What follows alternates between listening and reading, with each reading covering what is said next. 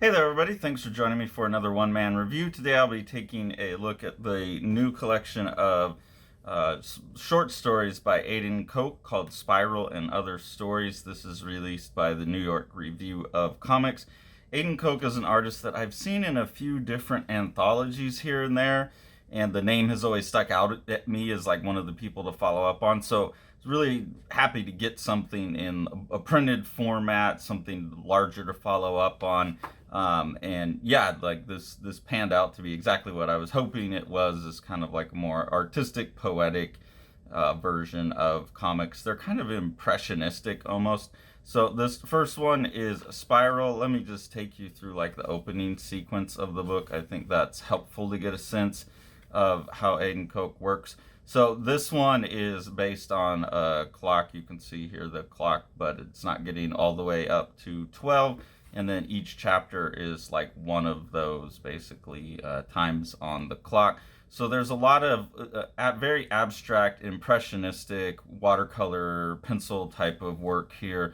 A lot of things that I would normally describe in comics as like poetics of form, where you're playing with just formal elements of shape and color, line, texture, those kind of things. But some really beautiful, like poetic compositions throughout. And then you do get these narrative moments mixed in, and so those two things come together in a really interesting way. The narrative moments are as like impressionistic as the other aspects of the comic, where it is more like an aspect to aspect type of zooming in on things, abstraction going throughout, and there's that same kind of minimalist, impressionistic quality to the stories as well.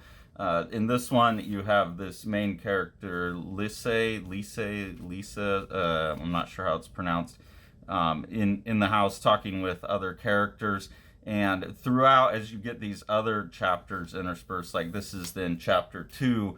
The even number chapters are like these stories of these two rivers and where the two rivers meet and what happens when the water meets. And again, you get a lot of very like loose impressionistic watercolors, and that's matched with like kind of looser, more impressionistic text as well. Without knowing what's to come, they walk, they run, they race, they jump towards their destination. They are joyous in their movement. They're playful among the rocks and branches, carrying them along rather than slowing down. So I think it's a really like consistent sensibility throughout, both in the art and the writing and in the storytelling as well. There is definitely story happening, there's plot happening, but it's still more impressionistic and mood based. I really like some of these abstractions as well, where they're imagining a house that's going to be being built, and so they're going through this sequence of almost like projecting their imagination onto the abstract, impressionistic space around them.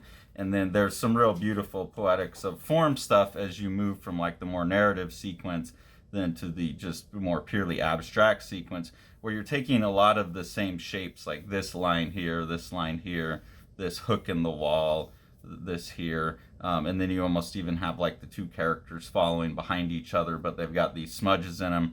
And so I like that as a transition, kind of leading from one approach into the other, back and forth fluidly. There's some really cool sections here where there's like, it's almost like a Mark Danielowski, where the text is being used in a visual form as well, like the placement of the text. And then I don't know how well this will show on camera, but as you flip through this section 5, you can always see through the paper just enough to see the text on the other side. And so there's almost like a picture or a pattern that emerges between there. And then like here, the text is going, you can see the two rectangles on the other side of the page, where you're gonna flip it and you're gonna get this like sequence of images here, but the text is such that it like basically rides right along the border of those. So there seems to be some intentional play with like the see-through nature of the paper here. I'm not sure how intentional that is, because you may not know exactly what that's going to look like until it's in print. But that seems mildly intentional to me, at least aware of that. And so that's more of that poetics of form stuff that I enjoy, really thinking about the form of the book, the nature of how the book's put together. here's some more of these really beautiful impressionistic moments. So driving by and looking out the window, the material stuff here that's going on, it looks like a pastel maybe over top of watercolors or colored inks or something, then with like a color pencil or pastels, chalk, something on top of it. Just really cool framing. Again, it's pretty abstract looking, but it also serves a function within a narrative, you know, being looking out the window of the car. So really appreciate that. The kind of impressionistic metaphor of the two rivers joining as like two people join gets shown here in this sequence, where you have some really nice cartooning again of these like impressionistic rivers becoming people and running off together. So there's a lot of just really cool stuff in that first story.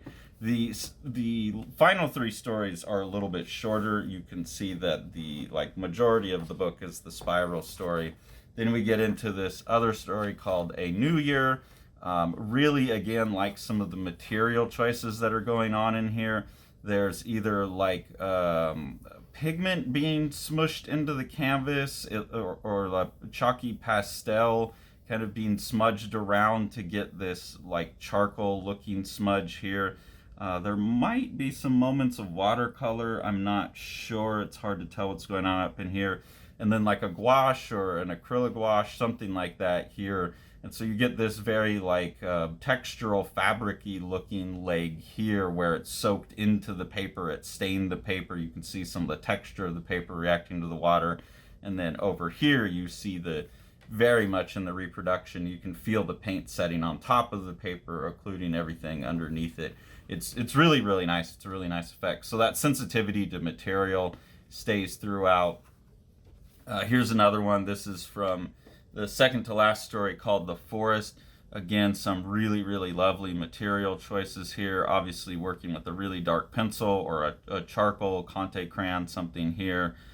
This looks like more rubbed, maybe charcoal chalk material.